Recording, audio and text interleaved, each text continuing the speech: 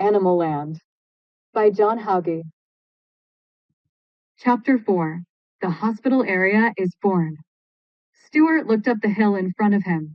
During the last war, man had used the top of this hill as an observation post and a rifle stand. This couldn't happen again. Stuart wasn't going to let it happen again. Stuart was ready to begin the work of rebuilding the defenses. Stuart was a simple animal who took the laws of the founding animals to heart and lived his life by them. Keeping Animal Land's defenses strong was the most important of these. The sharpened branches surrounding the hill were not enough. This time animals would have to defend the top of the hill. One thought was to bring rocks up to the top and drop them onto the climbing men. Another thought was to build a rock wall at the top that the climbing men would have to overcome. This could make for a steeper slope and would require man to obtain a different set of skills, as climbing rock is different than climbing ground. In any case, large rocks would have to be dragged up the hill. Stuart relished the challenge. Stuart's loyalty and work effort were the sources of his popularity. The trust and confidence that Stuart had with his own kind made the other animals respect him. If you can't win over your own kind, then you have no chance to win over other animals. Stuart was well on his way to have the same level of admiration as Bernard. However, being a hard worker doesn't always translate well into being a good leader of animals or leader of Animal Land. All of these positive traits were overshadowed by his own desires. In truth, Stuart had no political ambitions. He reluctantly assumed the role of leader of the elephants after all of the rest refused the title. He loved to work hard and, more importantly, play hard. Being the traditional leader of Animal Land would not allow him to do either. So even though he had the title of leader of the elephants, he didn't participate in any of the political debate of the issues. Despite his indifference to the forced leadership role he was cast in, Stuart was a natural tactical leader. Even though his size and strength made it easy to get things done without much thought, Stuart still had a knack for figuring out the best way to get things done, both in terms of speed and effort. Speed was probably the most important because Animal Land had to regroup faster than man in order to be prepared for the next war. Stuart's way of breaking down hard jobs into a series of simple tasks made it easy for others to follow. A simple, humble request by Stuart to get the tasks done was followed with the tenacity as if it was from the ringmasters at the circus. However, with Stuart's demeanor, there was never any coercion. Stuart regarded his requests as voluntary. In Stuart's mind, each animal was free to contribute as much or as little as he or she deemed appropriate to the defense of Animal Land. Stuart didn't have the intellect of Everett, but did have a strong common sense that recognized that every animal benefits equally from a strong defense, that working on defense was the most egalitarian activity that could be done. Animals should be self-motivated to do this. He didn't really want to associate with those that were not. So, to Stuart, it was best that they were not pressured into helping. Stuart surveyed the job. The hill was tall. The rocks were heavy. The elephants were the best suited for the tasks, but others were welcome. Animal Land needed his help, and Stuart was there for Animal Land as well as his fellow animals. Most of all, he was there for the founding animals. The founding animals had made a great life for Stuart. The thought of chains and confinement horrified him. The thought that man would pick the elephanets he could see, and which ones he could not see, was beyond intolerable. For Stuart, the word tyranny could not accurately describe that situation. His pleasant childhood was steeped in the freedom to indulge in all of his interests based on his own priorities. The founding animals had indeed created an animal paradise, as Bernard had described. Only in Stuart's mind, this paradise had already been created before Bernard's speech. The animal paradise just needed to be conserved for the next generations. Stuart stepped into the roped harness. The rocks were staged on skids at an inflection point where the slope really starts to ramp up. This is where dragging turned to lifting. It was the lifting that only the elephants could do efficiently. There was already a large pile brought to the staging area by the horses, who were better suited for a horizontal movement of heavy objects. Stuart could feel the weight of each rock just by looking at them, and there were a lot of them. To Stuart, no amount of rocks would dampen the benefits of being able to live your own life in freedom. The only thing that could take away his freedom was man. Man is becoming more and more clever, and us animals will have to rise to the challenge, Stuart thought. This was a notion formed during the war and would guide him and his actions going forward. There was quite a challenge in the rise of this hill, but Stuart completed his first trip up with ease. From the top of the hill, Stuart saw a familiar feline coming. Ronald was here. Ronald joined Stuart at the top. To the east was the frontier and man. To the west was animal land. And at the foot of the hill were Stuart's female elephantettes. So, you're certainly late in getting here, Ronald. I reckon maybe a little. With all of the animals in one spot last night. There. Must have been one you wanted to stick around with and get to know better. I reckon maybe just one. There was a bit of silence. Stuart waited for more, but no more words followed. So, she kept you up late last night? Or, did she keep you late this morning? Ronald wasn't prepared for extended questioning. His answer just brought up the same thoughts he had been having all last night. She made me late, but only by distracting my thoughts as she left with Elliot last night. Elliot. Ronald noticed a puzzled look taking over Stuart's face. Not a very common sight, thought Ronald. Stuart sought confirmation of what he thought he heard. The Elliot that never could seem to find the way to a battle, Elliot. Ronald confirmed that Stuart had the correct lion. Yes. Elliot? The one that always seems to be cleaning himself? Elliot? The one that never wants to get his paws dirty doing anything? That Elliot. Ronald confirmed again. Yeah, that's the one. Stuart knew Elliot well. The fact that Mari would rather go home with Elliot versus Ronald was a surprise. Given Stuart's description of Elliot, Ronald's normally confident demeanor was starting to turn towards embarrassment. Well, who is this lionette? She's called Mari.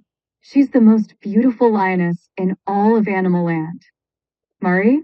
The Mari from Richard and Regina. That's the one.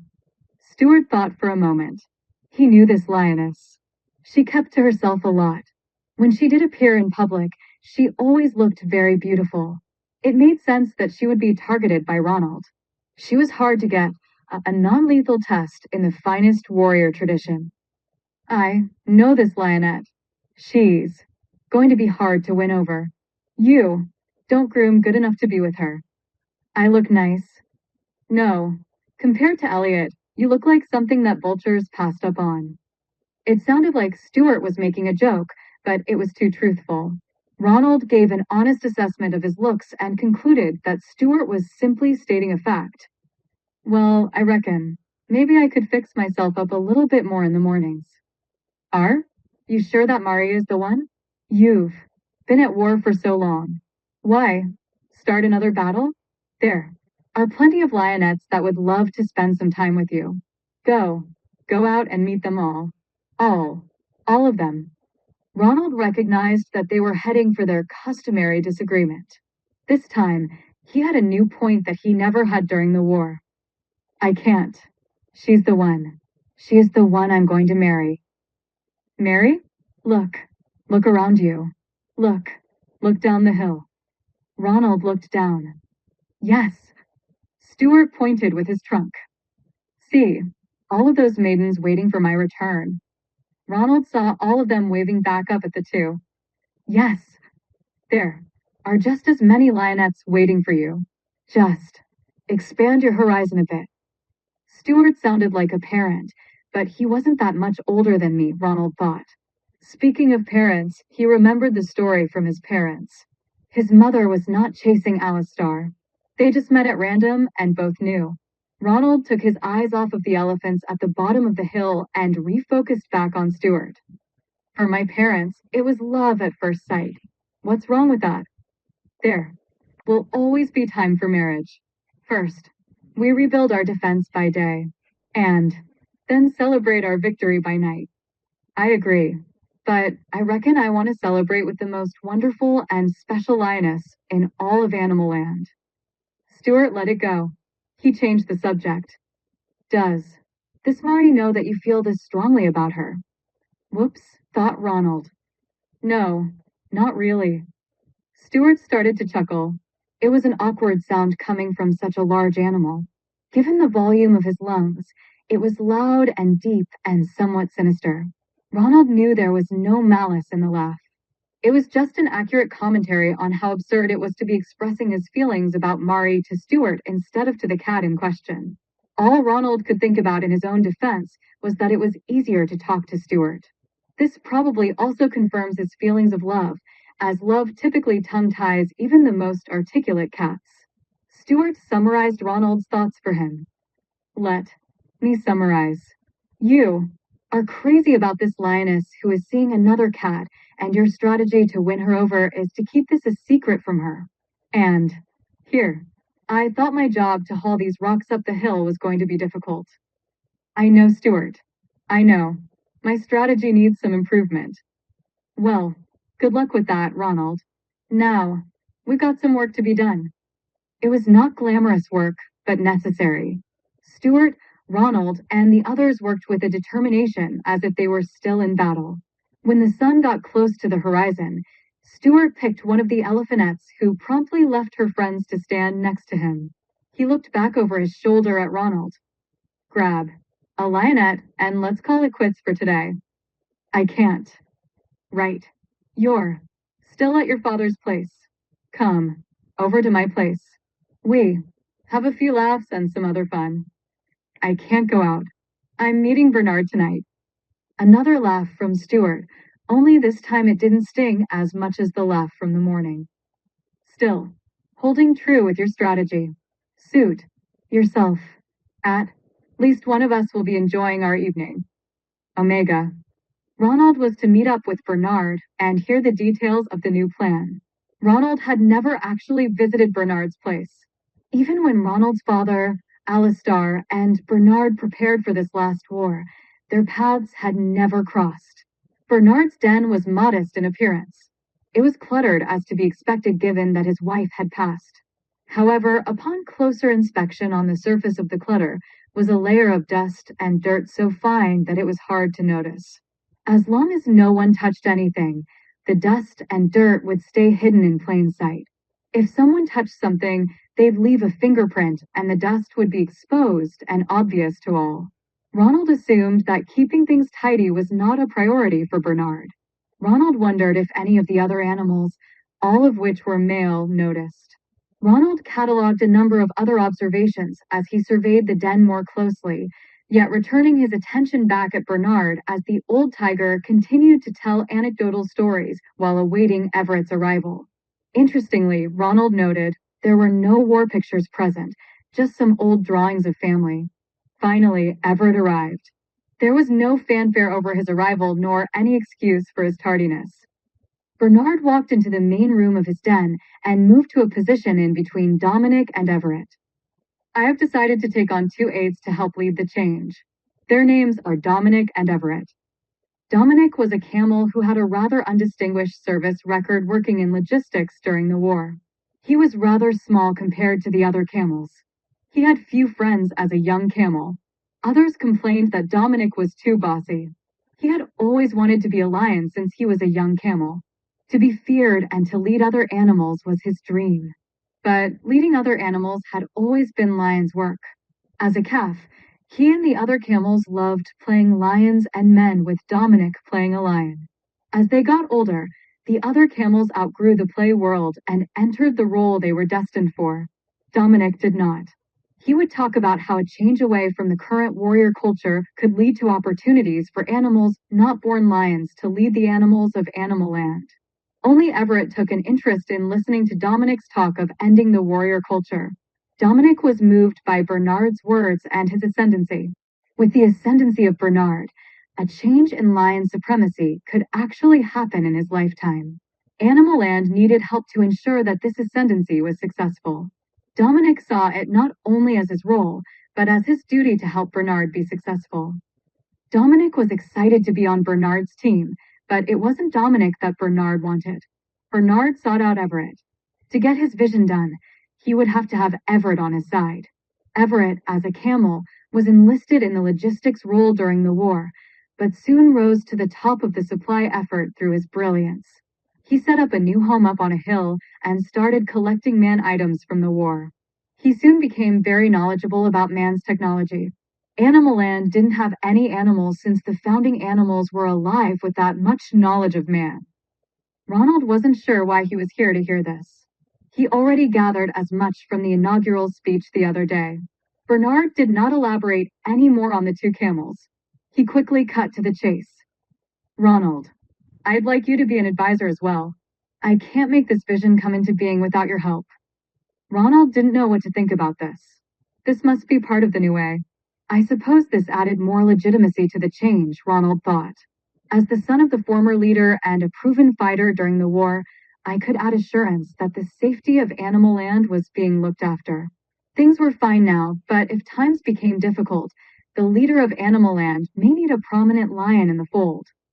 Ronald understood the legitimacy angle, but was a bit worried about the appearance of it all. It did not go unnoticed to Ronald that Bernard chose to make the announcements with Everett and Dominic on either side of him within touching distance, whereas Ronald was in the audience. It was also not lost on Ronald that even Elliot was picked to be standing with Bernard rather than him. These three advisors would seem to have more importance than him. Any internal vote would automatically have him outnumbered 3-1. The concept of a formal set of advisors was new as well. Lions, by and large, ruled on the strength of their own character, skills, and knowledge of Animal Land history. Advisors were informal if used at all. His father never had formal assistants or advisors except during war. Ronald, did you understand me? I would like you to be one of my advisors. Ronald was still in bit and awe. This was, after all, Bernard, the last of the warrior class to have actually heard the words firsthand from the founding animals. He was actually asking for his help. Yes, of course. Good, good. Bernard walked over to Ronald's side and turned back to the two camels to address them. Listen, fellas, the job is twofold. First, put together a plan, and second, sell the plan to the other animals. I already gave you my plan proposal. Ronald spoke up. We need to replace the wooden spikes on the man-traps. We need to restock the sanctuary redoubt with provisions. We need to add more animals to the armed forces. They'll need training in the latest war tactics used by man. Bernard nodded as if he was in total agreement, but then followed it up with something incongruent. That is what we've always done. It essentially represents the status quo. I can't argue with that, Bernard. I feel silly telling you this, but we do these things because this is what the founding animals started. It is what we've always done because it's what we have found to be necessary to survive. Injected Bernard. This is where we must change. We do not want to survive. We want to thrive. Bernard is right, added Dominic. We need to bring to Animal Land a new level of prosperity, a shelter for every animal, abundance of food, fresh drinking water, and longer, easier lives. Everett knew that implementing Bernard's plan would mean less time for working on defense. He didn't want to be the one who called for spending less time on defense. Instead, he used his reputation as a pragmatist to force Bernard to call for spending less time on defense.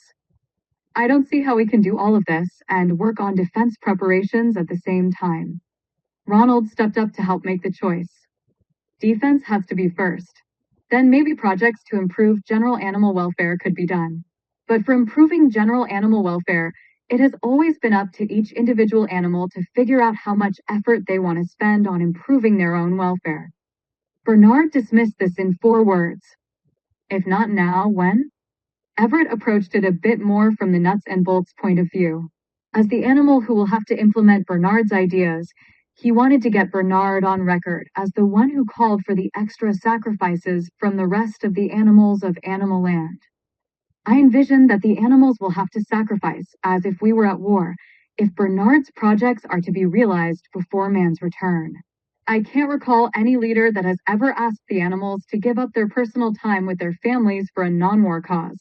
I believe if we are to have a shot at getting these things done, that is the type of effort it will take. Bernard responded.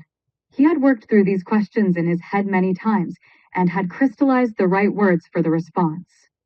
Everett, Ronald, my friends, we fought a great war, and what do we have to show for it? The peace is here, but not the prosperity. If we are to enjoy the peace and make life better in Animal Land, Now is the time to act, before man can regroup. We all have our liberty to show for it, interjected Ronald. Ronald paused and looked at each animal in the eyes, and then finished his point. The animals here journey to this land to make their homes as they see fit, not to be told what they have to do. Bernard answered Ronald. They won't be doing work for man. They will be doing it for each other, for Animal Land. With all of the animals working together, we can raise the standard of living quickly and start to enjoy the peace that we have won. Not someday, but now. Not in the future, but now. Ronald knew there was something wrong with Bernard's thinking, but he couldn't put a paw on it. Everett continued with more of the smaller points as to how to implement rather than should Bernard's plan be implemented. It was clear that Everett didn't have a problem with this fundamental change in Animal Land. Dominic listened to the banter between Everett and Bernard silently. Ronald wondered where he stood, but when Dominic rose to speak, Dominic's first words confirmed Ronald's status as the sole opposition voice. We can have both if we organize. We can have both the liberty that comes with a first-class defense as well as improving the lives of all of the animals. We first need to help the sick and old animals. We would then have more animals to help resupply the redoubt and build defenses. We can support such a big project only by working together. We can extend the lives of the older animals who fought in the war if we work together. We could then look on with great satisfaction as the older animals enjoy the prosperity today, because unlike our young, the old animals may not be able to wait for some tomorrow to enjoy this victory. Everett added, I will need a lot of animals if we are to create this hospital area. Dominic didn't disagree. Sure, we'll have to ask some animals to help make this happen. We will only ask the more able animals to help. Surely, we can all agree that the more able animals wouldn't mind spending some of their time on such a worthy endeavor to help injured animals heal up quickly so they can go back to work. Many of our war veterans don't have family members to help them. They need help from the community. Dominic looked at Ronald when he said it. Ronald wanted to help injured war veteran animals and the non-veteran animals as well. He had done this before the war and had no plans to change after the war. This would be helping in a different way, he supposed. Ronald's lack of a challenge prompted Everett to continue. I propose that the hospital area will be restricted to the less seriously injured animals. I see this hospital area patching them up and getting them back to work much faster than without a hospital area. I see this as the quickest way to get back to work on defenses. Ronald thought about the proposed plan. It all seemed very attractive. Strong animals have helped the weak animals in the past, but it was always on a voluntary basis. The term less seriously injured seemed rather vague, he thought to himself. Ronald decided he wanted to clarify this, so he asked Dominic, which one of us here will determine which injuries are serious and which are less? Dominic confidently replied, we will create a committee for animal welfare to make these determinations. Again, with a group, thought Ronald. Bernard had his official advisory group, and now he wants to create another group to advise him on his first big proposal. Ronald thought further. I suppose Bernard doesn't want to make these types of decisions. This committee would determine how much time to spend on the injured or sick animals rather than family and friends. Family members typically would be more optimistic and volunteer more of their time. Friends would typically be less optimistic and volunteer less time. The injured or sick animal was grateful for any help, but typically the injured or sick animal had the best sense of when their time was up. They didn't want to be a burden on Animal Land and would take off into the western frontier to make their peace with the world. The three were all looking at him for his approval. I don't think I can support this. The reaction of Dominic was swift and harsh. We knew you would be just like all the other lions. We knew you don't care about any animal other than your fellow lions. Ronald denied this. Then Everett added to the attack in a very calm delivery. I know lions are the warrior class. I know the warrior class animals have never been educated in anything but Animal Land history and making war. I can understand how they cannot accept anything different, and I can understand their rejection of new ideas out of ignorance. Bernard replied before Ronald could. Everett, Dominic, I did not invite Ronald to come here and be attacked. Everett replied, I understand. My words were not intended to be a criticism, but simply to educate Dominic as to the motivations and values of Ronald. I only wanted to point out that not all of the warrior animals have had the opportunity to do the reading that you have done, Bernard. Ronald looked at Bernard with a confused look. What did it mean that Bernard has done reading? There was nothing about using committees in the history canyons. There was nothing about organizing animals to work on non-defense related projects. Ronald didn't like being called ignorant, but if this was true, it was not just him. The founding animals were ignorant over the importance of providing a hospital area and any other kind of animal welfare projects. Ronald decided to ask Bernard about that. Bernard, how come the founding animals did not see fit to talk about the importance of providing for the sick and injured animals? How come they didn't have us create groups of advisors? Are not the founding animals a group? Ronald thought about it. He supposed that that was technically true. Well, yes, by definition of the term. But they were formed to better lead the revolution against the circus owners. That was under extraordinary circumstances. Bernard continued. Ronald, we're under extraordinary circumstances right now. Ronald saw both Dominic and Everett nodding in agreement as Bernard continued. We have entered a period of stagnation. Animals are no better off now than they were at the start of Animal Land. Ronald had to agree. However, Bernard was overlooking a major point, so he interrupted. Yes, Bernard, but that was not the measure of success. Our lives are better off now than they would be living as circus performers. Everett intervened. I hear the sound of ignorance. Dominic agreed. We all hear the sound of ignorance. Ronald waited for a reply. Bernard just looked at him.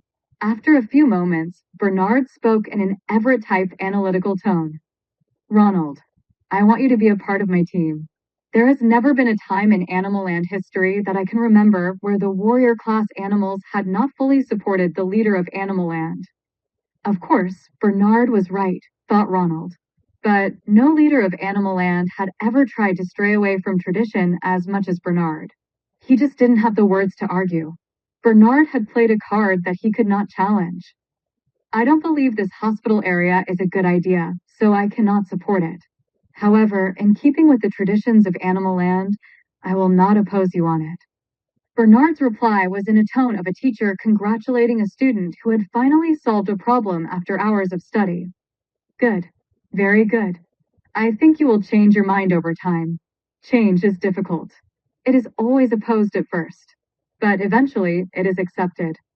Ronald didn't see how something as foreign as this notion of a hospital area would ever be accepted, but he decided not to argue further. He reflected on the whole conversation, arguing with Bernard. Bernard was so key in preserving Animal Land that, before today, Ronald could never have imagined that he could disagree with Bernard. Bernard changed the topic. How are the defenses coming? Ronald was much happier to talk about this topic. Stuart had started on our biggest weakness, the observation hill used by man during the war. We are fortifying a better defense. Good. See, nothing has changed. We are going to be ready for man, should he come again. Helping our less fortunate animals is not going to affect that. I hope not. Bernard nodded his agreement. Thanks for coming. I can trust you will help me as an advisor. Yes. Good. It is getting late. I'll let you all get back to your families. Omega. Ronald made his way home. His father, Alistar, was there, half sleeping, half star-watching. Ronald thought that he would be curious about his meeting with Bernard, but no questions came. He laid down and also looked up to see if there were any interesting changes in the sky. After a bit, he decided to strike up a conversation. You are not curious about my meeting with Bernard? Not really. He wanted me to be an advisor. Yeah, right. You don't think he needs an advisor? Son, I didn't raise you to be a fool. Bernard knows more about Animal Land than even I do. Fought in more battles. Killed more men. So why ask me to be an advisor? Son, I didn't raise you to be a fool. Yet it may be that you turned out to be one if you can't answer that question. I don't understand. Walk through it, son, because you are too darn old for me to be cutting up your meat for you. Ronald thought about it some more. Bernard certainly did have more experience in war than he had. He did no more history, but only because he had lived more history. Frankly, he had created much of the history. He did feel silly counseling Bernard on animal land traditions. Upon reflection, he didn't believe that anything he said had persuaded Bernard. More likely, I was the one being persuaded, thought Ronald. After all, I was outnumbered 3-1. Ronald started voicing some of his thinking. Bernard didn't want me as an advisor. Alistar let out a sarcastic, obviously. Yet, he summoned me there. Silence from Alistar. He wanted to advise me? More silence from Alistar. If he wanted my support, I couldn't give it to him. I told him as much. Alistar repeated, obviously. His other advisors were Everett and Dominic. 2 camels came out of Alistar. If he doesn't want or need my advice, if he doesn't want my support, then what would it be that he wants? Ronald was asking himself more so than his father, Alistar, which was good because he wasn't going to get an answer from Alistar. He seemed pretty adamant that I was officially a member of his advisory group. Alistar repeated another, obviously. Ronald saw his dad now nearly asleep. His single-word reply kept getting softer and softer. Ronald thought that if he didn't figure this out soon, it was going to have to wait until morning. Finally, the answer dawned on him. It was about the legitimacy. Bernard knew that I couldn't endorse this, but by having me on his team, it would appear that I'm endorsing his ideas. He wants me to not oppose him.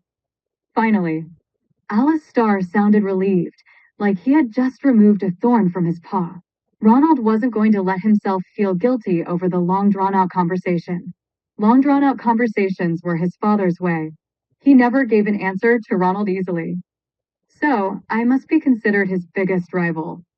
Alistar went back to his favorite, curt, reply, obviously. You are not going to oppose him?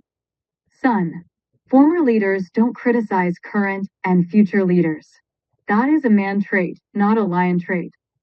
I told Bernard that I wouldn't oppose him. Ronald waited, but his dad did not reply. Did his father want him to oppose Bernard? Would he ever come right out and ask me to directly? Probably not, Ronald concluded. He thought to himself, how could I oppose Bernard anyway? I would come off as pretty arrogant. Ronald decided to sleep on the issue. Maybe things would be clearer in the morning. Omega. Ronald moved around the hill that Stuart was working on to inspect the man-trap on the other side. He quickly came upon one of the original man-traps.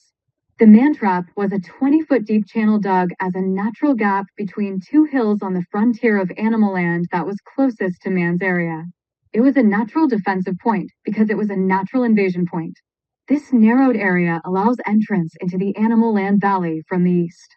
But with the channel dug, any crossing attempt by man risked death if man fell by the sharpened wooden spikes lining the bottom or starvation due to no way of getting out. If they want to go around, they have to go over hills on either side. Stuart was restocking rocks on one of the hills to prevent bypassing it on one side. Ronald inspected the items left behind by man to help traverse the man-trap. The structure itself wasn't much to look at. There was a tripod on the animal land side which was toppled over. The tripod on the other side across the man-trap was still standing.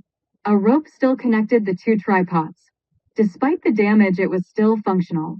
The tripod was anchored in a new type of white rock. The footings were stuck in this white rock, which allowed the damaged tripod to support any weight load on the rope.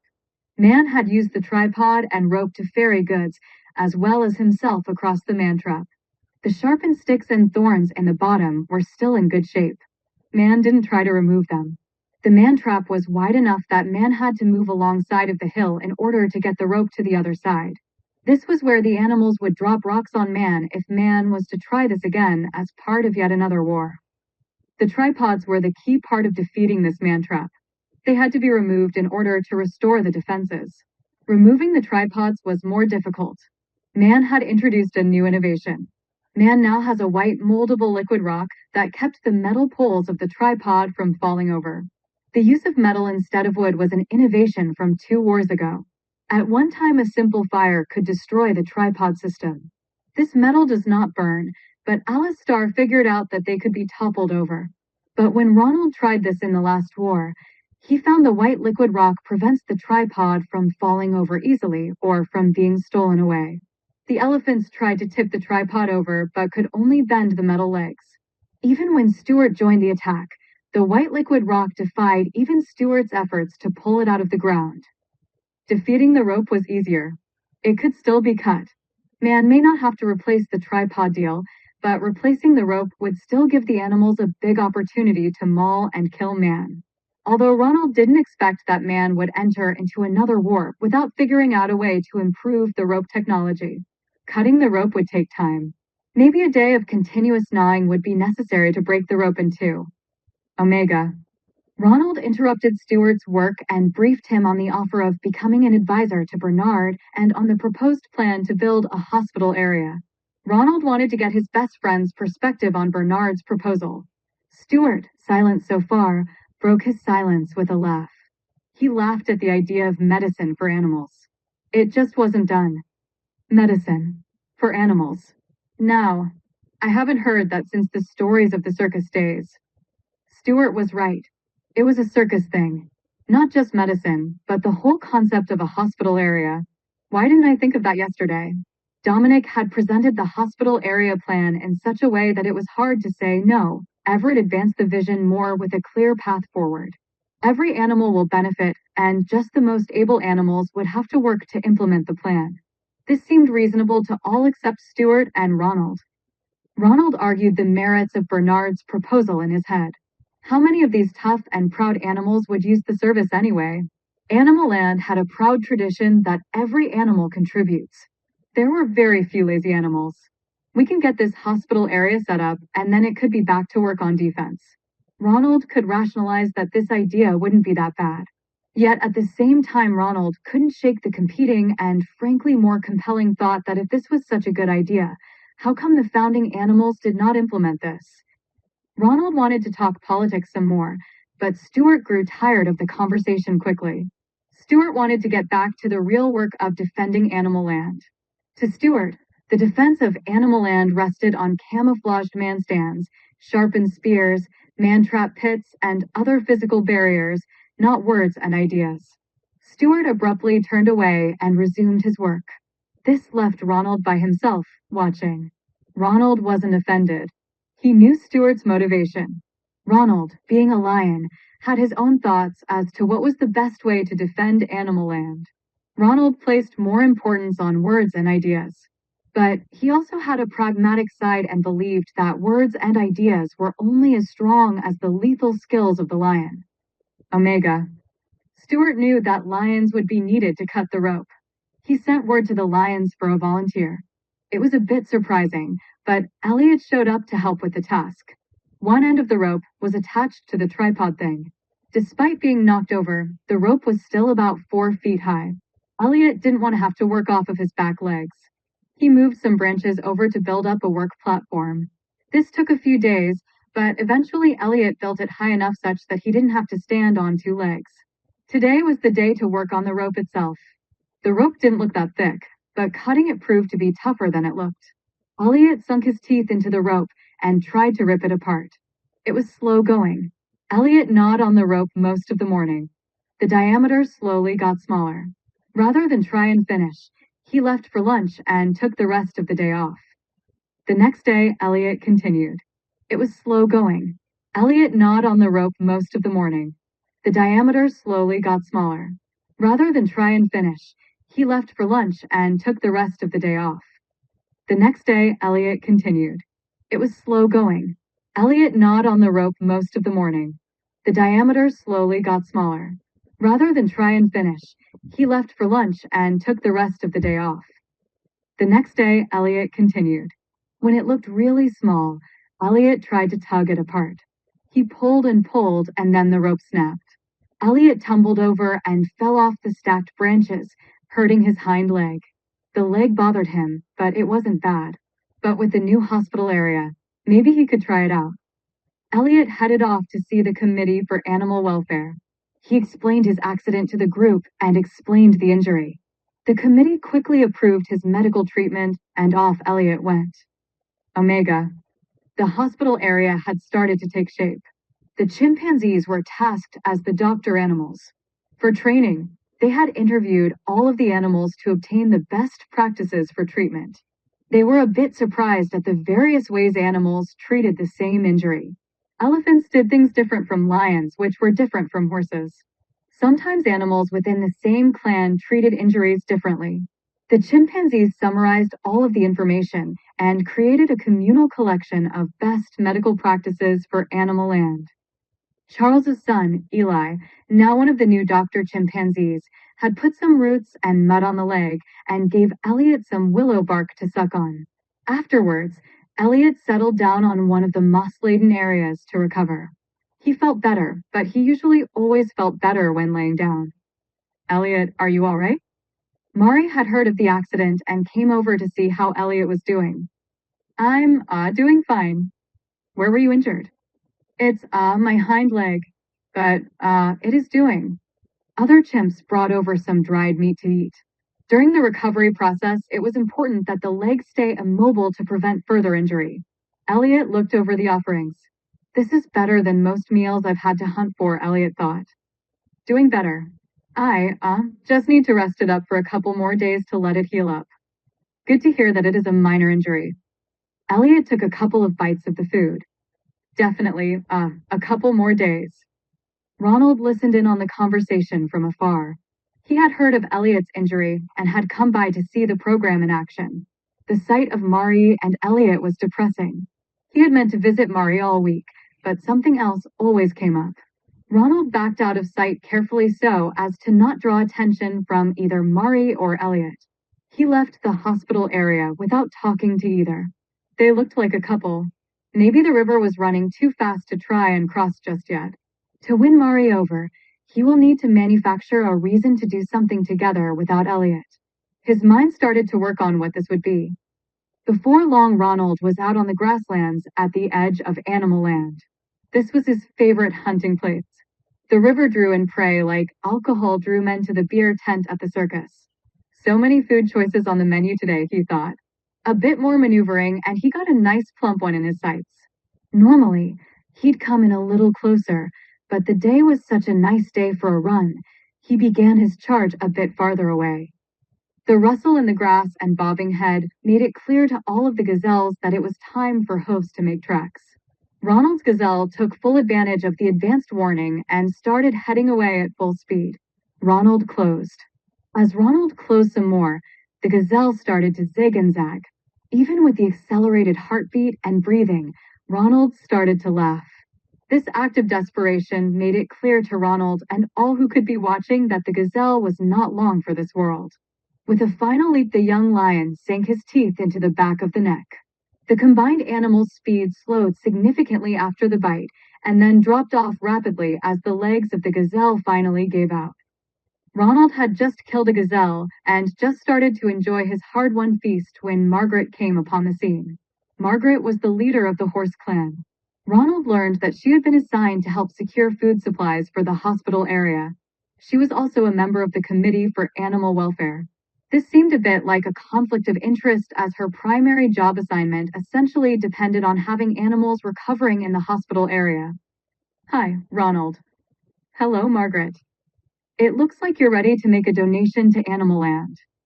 Sure. Thanks. Ronald bit off a small amount to eat and left most of it to Margaret. Margaret's new dried meat business had really taken off since being awarded the contract by Everett to supply the hospital area with food. The hospital food stores were now larger than the Defense Redoubt's food stores. Ronald looked up at the bluff overlooking Animal Land. He pondered a couple of questions to himself. Were there spies looking down on me? How did Margaret know? Omega. A couple of days later, Elliot was back on the perimeter rebuilding the man-traps. This was just as advertised. In the old days, Elliot would have worked at half capacity until either the leg healed or he would leave Animal Land and find a place to wait his fate. Elliot got free medical care and Animal Land avoided losing a worker for its defenses. Ronald and Mari were not Elliot's only visitors. Some of the other animals stopped by to check on Elliot. It was probably the first time that any of them had witnessed a predator being cared for beyond the cub stage of life. Omega. It started off slow, but pretty soon other animals started showing up for treatment. The increased workload required more hospital area staff. For more animals were removed from defense work and transferred to the hospital area. Everett called a meeting of the Committee for Animal Welfare to report on the progress to date. The committee's first order of business was to review effectiveness of the new hospital area. The initial results were good. Animals would come in, get treated, and return to defense work, just as advertised. But the numbers were also telling the committee something else that was not anticipated: the cost of maintaining a hospital area. Sure, there was the increased workload on the doctor chimpanzees. This was expected. The need for additional tools and medical supplies was not anticipated. More animals were needed to serve the patient's food and to take care of other basic needs. Traditionally, the animal's family helped with this, but now the animals were at the hospital area and not their own dens. Additional space was needed for food storage. More acreage for the growing and storing of moss was needed as well to help with bedding. Margaret rose to add to the list. More animals would be needed to manage food collection and distribution. Margaret explained that she couldn't do it alone. She needed to move into a managerial mode to manage the new animals for food collection and also had to focus more on food storage. Everett listened to this and other requests. He was impressed by the growth of the hospital area from a flat green spot of land into a major animal land complex. In any effort such as this, there would be some extra short-term efforts required to get the physical tasks completed and get the organization systems in place. He whispered to the others in the committee. After a brief give and take, Dominic emerged to face some of the curious onlookers who were also interested in hearing about this novel experiment in animal well-being. We in the committee have come to a conclusion. We have decided that the ablest animals will have to contribute some more. There were some grumblings by the audience animals. Dominic tried to soften the conclusion and put a more positive spin on it. We must not forget about all of the good. Every animal is working together. Many animals have been treated and are now back on the job contributing to Animal Land. We did all of this together. We won the war, and now with this beautiful hospital area, we have won the first battle of the peace. This hospital area is a monument to the better life that the founding animals wanted for all of us. Since more animal labor time was resulting from the hospital area, it seemed justifiable, thought Ronald, but something just didn't seem right. Dominic continued. We've requested to expand the facility to include living quarters for the doctor chimps and their staff. This will help make the treatment faster, and faster treatment means a quicker return to work on Animal Land's defenses. Of course, Everett's business was hauling things, and moving more timber to the hospital area would be good for him as well as for Animal Land. I believe it is settled, Everett said in a tone to end debate. I will have the committee increase the contribution amount for the new hospital living quarters. When the living quarters are complete, I will have the committee leave the rates up to cover the extra costs. As the meeting broke up, another thing occurred to Ronald. Where was Bernard? Bernard was supposed to be the leader of Animal Land, yet it was Everett and Dominic making these announcements.